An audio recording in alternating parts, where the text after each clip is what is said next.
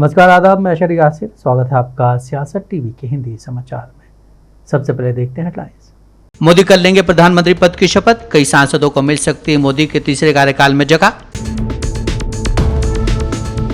कांग्रेस की CWC और संसदीय दल की बैठक आज, विपक्ष के नेता के नाम पर लग सकती है मोहर। मुस्लिम आरक्षण पर TDP ने कर दिया बड़ा दावा, शपथ ग्रहण से पहले बढ़ जाएगी बीजेपी खेमे की टेंशन। भ्रष्टाचार मामले में अजीत पवार के नेता प्रफुल्ल पटेल को मिली राहत, तो संजय राउत ने साधा निशाना।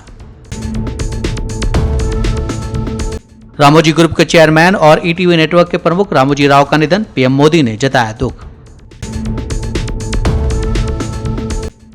सपा की बैठक से पहले सबके श्री अखिलेश, अयोध्या का पहुंचा संदेश।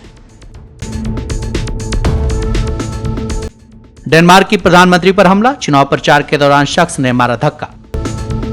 अब समाचार विस्तार से। आखिरकार नरेंद्र मोदी तीसरी बार रविवार को प्रधानमंत्री पद की शपथ लेंगे। उनके शपथ ग्रहण समारोह में ही उनकी कैबिनेट के भी कई मंत्री शपथ ले सकते हैं। फिलहाल मोदी 3.0 के कैबिनेट को लेकर कई नेताओं के नाम आगे चल रहे हैं। जानकारी के मुताबिक प्रधानमंत्री ने अपने कैबिनेट में इस बार गठबंधन सहयोगियों का भी पूरा ध्यान रखा है।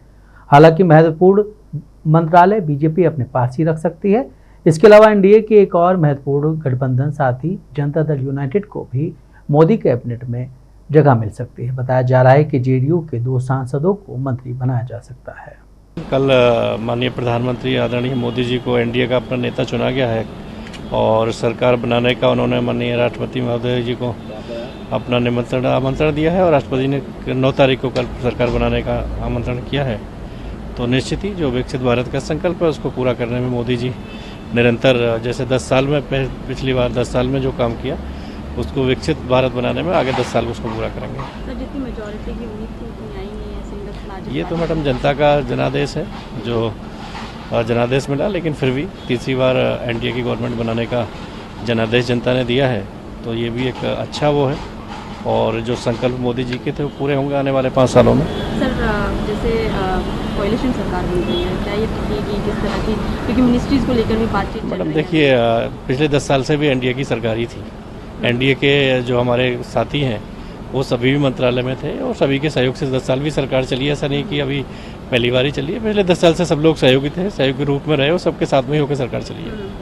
कांग्रेस कार्य समिति और पार्टी संसदीय दल की बैठकें आज हो रही हैं, जिनमें मुख्य रूप से लोकसभा चुनाव में पार्टी के अच्छे प्रदर्शन पर चर्चा की जाएगी।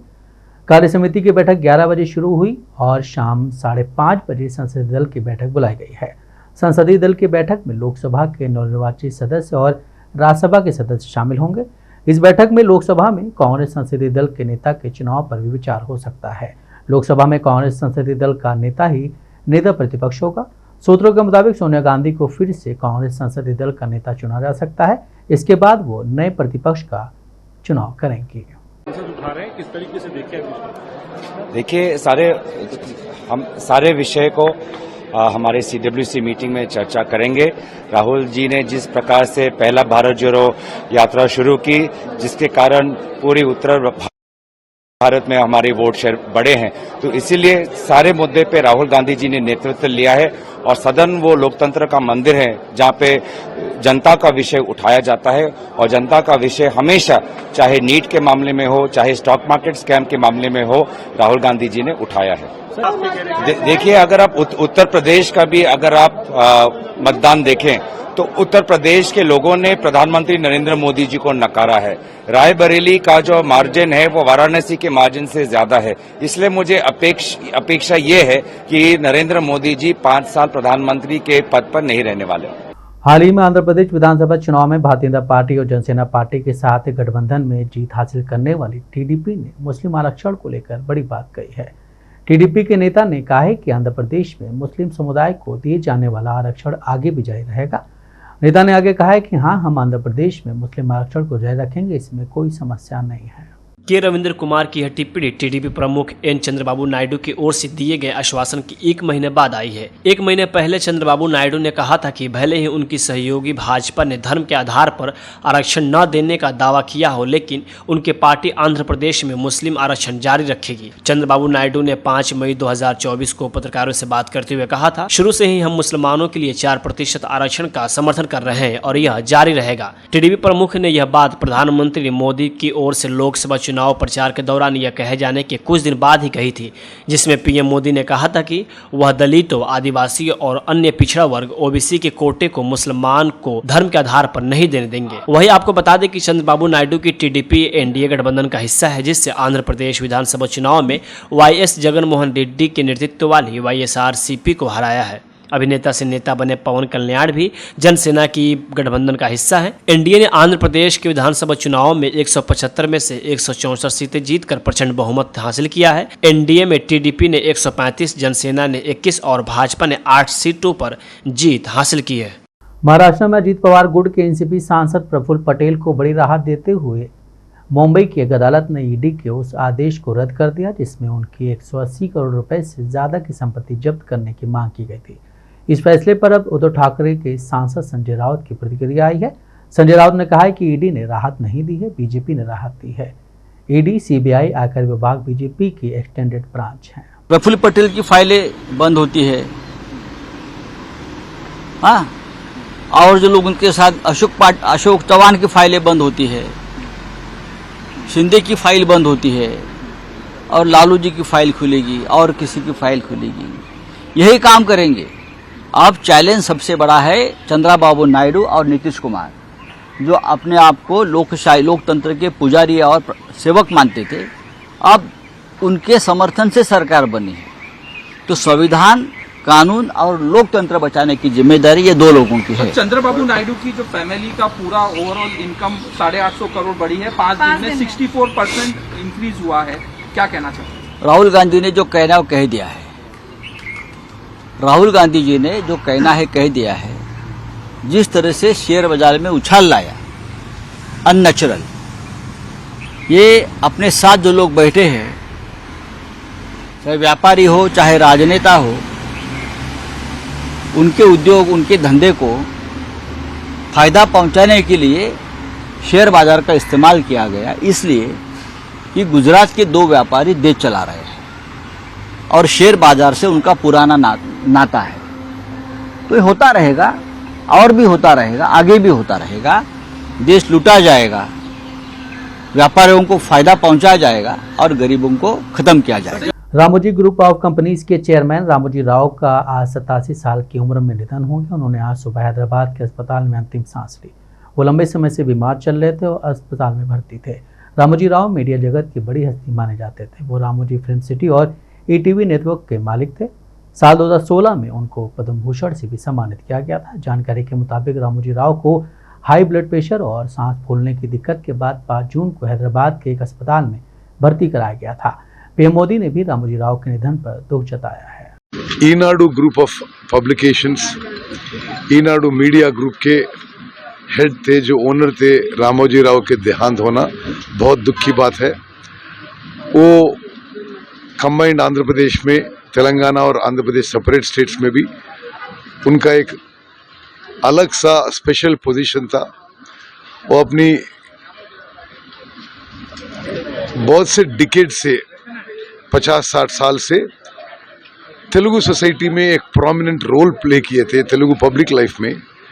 मैं आज उनकी परिवार को, सबको मेरी अपनी सिंपथीज, कंडोलेंसेस कन्वे कर चुका हूं। I pray for his soul rest in peace. Punjab के बठिंडा सीट से नवनिर्वाचित सांसद और शिरोमणि अकाली दल के नेता हरसिमरत कौर बादल ने कंगना के साथ बदसलूकी मामले में प्रतिक्रिया दी है। हरसिमरत कौर ने कहा कि कंगना अपनी पार्टी हाईकमान को खुश करने की बजाय अपनी जिम्मेदारी को समझें। साथ ही समझना चाहिए कि जब आप बेबुनियाद और फालतू की टिप्पणी करती हैं तो उसका रिएक्शन होता है। हरसिमरत कौर ने कहा है कि जब आपकी मां को कोई वो शब्द कहे जो आपने दूसरों की मां को कहे तो मुझे नहीं लगता कि आपको अच्छा लगेगा। कंगना को अपनी हाई कमांड को खुश करने के बजाय अपनी थोड़ी जिम्मेवारी को समझना चाहिए। जब आप बेहुदा बातें आप करती हैं और फालतू की टिप्पणियाँ करती हैं, उसका रिएक्शन होता है। अब आपकी मदर को कोई जो वो शब्द बोलते जो आपने दूसरों की मामों के लिए बोला, तो मुझे नहीं लगता आपको भी अच्छा लगेगा। जो आपकी पार्टी की नीति है जहर घोलना, ये अपने ज़बान पे आप लगाम दें। देखिए, मैं समझती हूँ कि कंगना को अपनी हाई कमांड को खुश करने के बजाय अपनी थोड़ी जिम्मेवारी को समझना चाहिए कि वो एक ऐसे ओहदे पे बैठी हुई हैं, चाहे वो एक एक्ट्रेस थी। एक्ट्रेस होने के नाते भी बहुत सारे लोग उनको फॉलो करते हैं। जब आप बेहुदा बातें आप करती हैं और फालतू की टिप्पणियाँ करती हैं, उसका रिएक्शन होता है। अब आपकी मदर को कोई जो वो शब्द बोलते जो आपने दूसरों की मामों के लिए बोला, तो मुझे नहीं लगता आपको भी अच्छा लगेगा। तो आपको जब उसका भुगतना पाया, उसमें अपनी गलती देखने के शर्मिंदगी महसूस करने के बजाय आप और दो चीज़ें और उनको आतंकवादी वगैरह बोल के, और तो आप ये जो आपकी पार्टी की नीति है जहर घोलना, ये अपने ज़बान पे आप लगाम दें और जहर घोलने के बजाय मलहम लगाएं और मिठास फैलाएं, तो शायद इन चीज़ों का आपको सामना नहीं करना पड़ेगा। महाराष्ट्र के मुख्यमंत्री एकनाथ शिंदे के पुत्र और कल्याण से सांसद डॉक्टर श्रीकांत शिंदे 18वीं लोकसभा में शिवसेना संसदीय दल के नेता होंगे। शिवसेना के नवनिर्वाचित सांसदों ने संसद भवन स्थित पार्टी कार्यालय में हुई बैठक में डॉक्टर शिंदे को सर्वसम्मति से नेता चुना है। एक युवा चेहरा है, एक आश्वासक चेहरा है, महाराष्ट्र की राजनीति में उभरता हुआ चेहरा है, तीसरी बार के वो सांसद है और मैं ये चाहूंगा कि महाराष्ट्र में से युवा चेहरे को भी केंद्रीय मंत्रिमंडल के पटल पे कहीं न कहीं प्रतिनिधित्व मिले। आज जो एक चेहरा ग्रामीण जनजीवन से जुड़ा हुआ है और हर युवक की एक आशा होती है, अपेक्षा होती है कि 3 बार चुनने के बाद इस चुनाव क्षेत्र का भी प्रतिनिधित्व करते हैं, प्रदेश का प्रतिनिधित्व करते हैं और उन्होंने जो काम किया है उसके लिए उत्कृष्ट संसद का पुरस्कार से उनको सम्मानित किया गया है। तो ऐसे चेहरे को महाराष्ट्र में से और आगे बढ़ाने की जरूरत पार्टी की ओर से है। मैं पार्टी के नेताओं से गुजारिश करना चाहूंगा कि वो अगर उनको संधि दे तो निश्चित रूप से बुजुर्ग और नए चेहरों का मिलाप करके महाराष्ट्र में एक नई राजनीति की शुरुआत की जा सकती है। कांग्रेस नेता कन्हैया कुमार ने आज कहा है कि प्रधानमंत्री नरेंद्र मोदी तीसरी बार प्रधानमंत्री बनने जा रहे हैं। इसके लिए उन्हें बधाई, लेकिन हमारे लिए भी चिंता का विषय है कि देश में नीट परीक्षा में जो धांधली हुई और छात्रों के भविष्य के साथ जो खिलवाड़ किया गया है, लगातार देश में नौजवानों का भविष्य खतरे में, अंधकार में है। तो मुझे उम्मीद है कि पीएम इन चीज़ों पर इस बार कार्रवाई करेंगे। आप लोग कह रहे हैं कि ये एनडीए फुल फॉर्म बदल दी, Nitish dependent alliance, Naidu dependent alliance, और मोदी जी कह रहे हैं कि न्यू डेवलपमेंट अलायंस। देखिए, मोदी जी प्रधानमंत्री बनने जा रहे हैं तीसरी बार, उनको बहुत बधाई। लेकिन हमारे लिए अभी सबसे बड़ी चिंता की बात यह है कि देश भर में जो नीट में धांधली हुई है और स्टूडेंट के भविष्य के साथ जो खिलवाड़ किया गया है, और लगातार चाहे पहला कार्यकाल हो, दूसरा कार्यकाल हो या तीसरा कार्यकाल हो, इस देश में नौजवानों का भविष्य खतरे में है, अंधकार में है। तो मुझे उम्मीद है कि प्रधानमंत्री जी इन चीज़ों पर जल्द से जल्द जो है त्वरित कार्रवाई करेंगे। 30 लाख से ज़्यादा पोस्ट खाली हैं, उनको भरने का काम करेंगे। और बार बार जो पेपर लीक हो रहा है, प्रश्न पत्र लीक हो रहा है, उस पर कोई ठोस कानून बनाया जाएगा और बड़े पैमाने पे देश में जो बेरोजगारी है सबसे ज़्यादा, उस पर जो है कोई नई नीति लाई जाएगी, लोगों को रोजगार दिया जाएगा। दिल्ली सरकार में मंत्री व आप नेता आतिशी ने कहा है कि पिछले 5 दिनों से लगातार पानी की मात्रा घट रही है। अगर 1050 क्यूसेक पानी हरियाणा द्वारा छोड़ा जा रहा है तो कम से कम 1000 क्यूसेक पानी तक पहुंचेगा। 1 जून को 924 क्यूसेक पानी पहुंचा, 2 जून को मात्र 884 क्यूसेक पानी पहुंचा। इस कनाल से दिल्ली के 7 प्लांट में पानी जाता है। अगर यहाँ पानी नहीं पहुंचा तो पूरी दिल्ली में त्रासदी मच जाएगी। देखिए, आज हम वहाँ पे खड़े हैं, बवाना कॉन्टैक्ट पॉइंट कहते हैं उसे। मुनक कनाल से जो 2 सब कनाल्स आते हैं, एक सीएलसी कहते हैं, एक डीएसपी कहते हैं। ये दोनों सब कनाल मुनक कनाल से दिल्ली में पानी लेके आती हैं। जो हरियाणा, दिल्ली और पूरा अपर यमुना रीजन का जो पानी का अग्रीमेंट है, उसके तहत 1050 क्यूसेक मुनक कनाल से दिल्ली में आना है। इन दोनों कनाल्स के माध्यम से आना है। आप यहाँ पे देख सकते हैं, यहाँ पे फ्लो मीटर लगा हुआ है। इस फ्लो मीटर से पानी मेजर होता है कि कितना पानी आ रहा है। लेकिन पिछले 5 दिनों से लगातार पानी की मात्रा घट रही है। अगर 1050 क्यूसेक हरियाणा द्वारा छोड़ा जा रहा है तो 1000 क्यूसेक तो पानी पहुंचेगा। और लगातार पिछले 5 सालों का अगर हम डेटा देखें तो अगर 1050 क्यूसेक हरियाणा द्वारा छोड़ा जाता है तो 1000 क्यूसेक, 980 क्यूसेक दिल्ली में पहुंचता है। लेकिन पिछले कुछ दिनों से हम लगातार देख सकते हैं कि पानी की मात्रा कम हो रही है। यूपी में जीत के बाद समाजवादी पार्टी ने आज संसदीय दल की बैठक बुलाई है। इसमें सभी नवनिर्वाचित सांसदों को बुलाया गया है। सपा अध्यक्ष अखिलेश यादव इस बैठक में सभी सांसदों से मुलाकात करेंगे और संसदीय दल के नेता का भी चुनाव होगा। इस बीच सपा दफ्तर के आगे लगा एक पोस्टर चर्चा में आ गया है। इस पोस्टर पर लिखा है सबके श्री अखिलेश। सपा दफ्तर के आगे से होल्डिंग अमेठी से सपा नेता जय सिंह प्रताप यादव की ओर से लगवाई गई है। इसमें जहां अखिलेश यादव को सबका नेता बताया गया, तो वहीं अयोध्या में भारतीय जनता पार्टी के उम्मीदवार को मात देने वाले सपा के नवनिर्वाचित सांसद अवधेश प्रसाद की जीत का भी जिक्र किया गया है। मैं आज बैठक में आई हूं। संपूर्ण समाजवादी परिवार, इंडिया गठबंधन और पूरी देश की जनता को मैं आभार व्यक्त करती हूं और समाजवादी पार्टी श्री राष्ट्रीय अध्यक्ष श्री अखिलेश यादव जी को मैं बहुत बहुत आभार व्यक्त करती हूं और हम बहुत खुश हैं। आज मीटिंग है, नवनिर्वाचित सारे सांसद आए हुए हैं, राष्ट्रीय अध्यक्ष जी संबोधित करने वाले हैं और we are looking forward to it. Samajwadi Party से 5 महिला सांसद इस बार में गई हैं, किस तरह से देखती हैं? ये बहुत गर्व की बात है, पूरे देश के लिए गर्व की बात है और उत्तर प्रदेश से महिलाएं सशक्त होकर के देश की सबसे बड़ी संसद में पहुंच रही हैं। This is a very pride movement I could say for entire India. 7 सीटें जो जीत हासिल करी है, किसको श्रेय देती हैं? ये पूरा का पूरा श्रेय समाजवादी पार्टी के राष्ट्रीय अध्यक्ष श्री अखिलेश यादव जी और इंडिया गठबंधन के जितने हमारे शीर्ष नेतृत्व रहे और सबसे बड़ी बात देश की जनता, प्रदेश की जनता को जाता है ये। बिहार भाजपा के नेताओं ने प्रधानमंत्री नरेंद्र मोदी को एनडीए संसदीय दल का सर्वमान्य नेता चुने जाने पर खुशी व्यक्त करते हुए उन्हें बधाई एवं शुभकामनाएं दी हैं। बिहार के उप मुख्यमंत्री सम्राट चौधरी ने कहा है कि दिल्ली में एनडीए के संसदीय दल और लोकसभा के नेता के तौर पर प्रधानमंत्री मोदी को तीसरी बार चुन लिया गया है। देश ने बहुत उम्मीदों के साथ एनडीए सरकार को तीसरी बार मौका दिया है। हम मोदी जी के नेतृत्व में बिहार और देश के लिए विकास करेंगे। और टीडीपी है तो घटक दल जो है उनके ऊपर कितनी निर्भरता आने वाले समय में सरकार की रहेगी? एक तो जनता ने बड़ा स्पष्ट मैंडेट दिया, 292 सीट आदरणीय नरेंद्र मोदी के नेतृत्व में एनडीए को दिया और इस देश में हमने चुनाव के पहले गठबंधन किया है सभी लोगों के साथ और सबके साथ विकास की बात है। अब बिहार का विकास, आंध्रा का विकास, देश का विकास, देश की समृद्धि के लिए आदरणीय प्रधानमंत्री नरेंद्र मोदी काम करेंगे। सर इस बार जो विपक्ष जो है काफी बड़ा है, पिछली बार क्या फर्क पड़ता है? तो इस बार कितना चुनाव के रिजल्ट के बाद सरकार के प्रधानमंत्री कौन है इससे जनता जानती है। कौन बड़ा है कौन छोटा है ये सब हम लोग जानते हैं। बहुत लंबे समय से कांग्रेस पार्टी इस देश में हुकूमत करती है। भूपेश बघेल ने कहा है कि देश मध्यावधि चुनाव देख सकता है, क्या कहना चाहेंगे उनकी टिप्पणी? तो कांग्रेस पार्टी क्या कहेगी? कांग्रेस पार्टी तो मिड टर्म पोल ही कहेगी ना।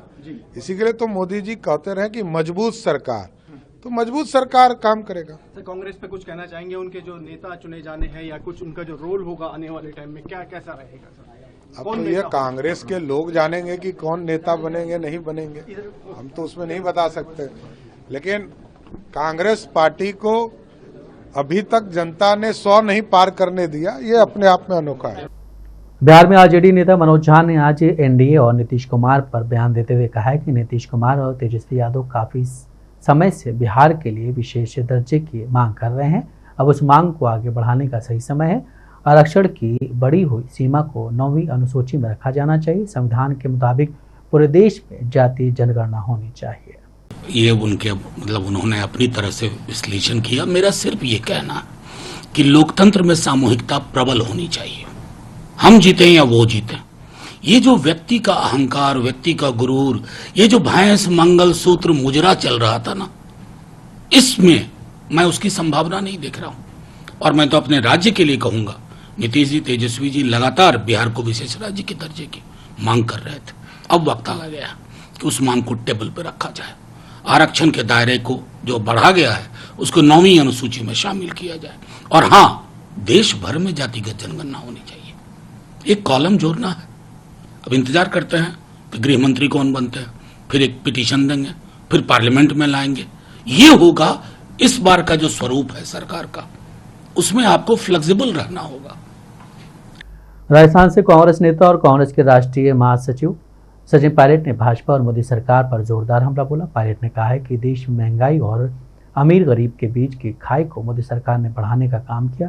चंद उद्योगपति मित्रों को फायदा पहुंचाया गया। इसकी वजह से देश में तेजी से बेरोजगारी बढ़ी। इसी का विफल इस लोकसभा चुनाव में देखने को मिला है। लोगों ने मोदी सरकार के खिलाफ मतदान किया। विगत चुनाव में भाजपा को 303 सीटें मिली, लेकिन इस बार संख्या घटकर 240 रह गई। अभी राष्ट्रपति महोदय किसको न्योता देती हैं, किसकी सरकार का क्या निर्माण होता है, समय बताएगा। लेकिन सिर्फ अगर आप इस लोकसभा चुनाव के परिणामों का मूल्यांकन करें तो ये स्पष्ट जनादेश जनता ने किसी दल को नहीं दिया। सरकार बनाने के लिए जनता ने खंडित जनादेश दिया है। तो जो भी सरकार बनने जाएगी वो हमेशा मिलीजुली सरकार होगी। पहली बात, जब 303 सांसदों के साथ भाजपा चुनाव लड़ने गई थी तब उन्होंने 370 का क्लेम किया था, 400 गठबंधन का क्लेम किया था। परिणाम आने के बाद उनके 70 सांसद कम हो गए हैं और गठबंधन 200 कुछ पे आकर रख गया और कांग्रेस का संख्या बल दुगना हो गया। तो मैं मानता हूं कि अगर इस पूरे चुनाव परिणाम का 7 चरण का चुनाव 2 महीने का पूरा प्रकरण चला, उसका जो सारांश है वो ये है कि जनादेश सरकार और भाजपा के खिलाफ था। इंडिया गठबंधन और कांग्रेस पार्टी के मैनिफेस्टो हमारे मुद्दों को जनता ने पसंद किया और हमारा संख्या बल दुगना हुआ है। और राजस्थान के जैसा आपने कहा 11 जगह हमने भाजपा को हराया है। हमने हमारे सहयोगी दलों ने मिलकर 11 जगह, उस जगह जहां पर 4 महीने पहले भाजपा की सरकार बनी थी, तो डबल इंजन फेल हुआ जयपुर में, डबल इंजन फेल हुआ लखनऊ में, डबल इंजन फेल हुआ हरियाणा के अंदर। और हर जगह कांग्रेस और साथियों को हम लोगों को जनता ने समर्थन इसलिए दिया क्योंकि मुझे लगता है कि हमने सही मुद्दों की बात की। अब भाजपा बात करती थी मंदिर, मस्जिद, मंगलसूत्र की और हिंदू मुसलमान की, हम बात करते थे एमएसपी पे कानून बनाने की, रोजगार की, निवेश की, महंगाई की, बेरोजगारी की। जनता ने हमारी बातों को स्वीकार किया और राजस्थान के अंदर जो परिणाम आए हैं वो पहले से बहुत बेहतर है और मुझे लगता है संतोषजनक भी काफ़ी हद तक। हम उम्मीद करते थे कि हम भाजपा से ज़्यादा सीटें जीतेंगे, लेकिन हमारे उम्मीदवारों का चयन, हमारा चुनाव, हमारा कैंपेन और नेताओं और कार्यकर्ताओं की एकजुटता, इस पूरे राजस्थान के चुनाव का जो श्रेय अगर जाता है किसी को तो हमारी कांग्रेस पार्टी के कार्यकर्ताओं को जाता है, जो भीषण गर्मी में बूथों में डटे रहे, प्रलोभन, दबाव, हर तरह का प्रतिशोध की भावना से सरकार प्रशासन ने काम किया। उसके बावजूद हमको जिताकर भेजा। हमारे सारे उम्मीदवार जीत कर आए हैं, वो सब सदन में बैठकर राजस्थान। डेनमार्क की प्रधानमंत्री के साथ मारपीट का मामला सामने आया है। कोपेनहेगन के मध्य में एक व्यक्ति द्वारा उन पर हमला किया गया। उस समय तो प्रधानमंत्री वहां से चले गए, लेकिन उसके बाद उस व्यक्ति को गिरफ्तार कर लिया गया। एक स्थानीय व्यक्ति ने इसकी जानकारी देते हुए बताया कि यहाँ किसी प्रकार का कोई नुकसान नहीं हुआ है। एक रिपोर्ट्स के मुताबिक मामला जब प्रधानमंत्री मेटे फ्रेडरिक्सन को शुक्रवार शाम को कोपेनहेगन के कुल्टोरवेट में एक शख्स ने पीट डाला। हालांकि इस हादसे के बाद उसे गिरफ्तार कर लिया गया। बिना कोई अन्य जानकारी देते हुए प्रधानमंत्री मेटे फ्रेडरिक्सन ने कार्यालय ने बस इतना कहा कि वह इस घटना से स्तंभ है। वह इस मामले में पुलिस ने सोशल मीडिया प्लेटफॉर्म एक्स पर पोस्ट करते हुए कहा कि उनके द्वारा एक व्यक्ति को गिरफ्तार किया गया है।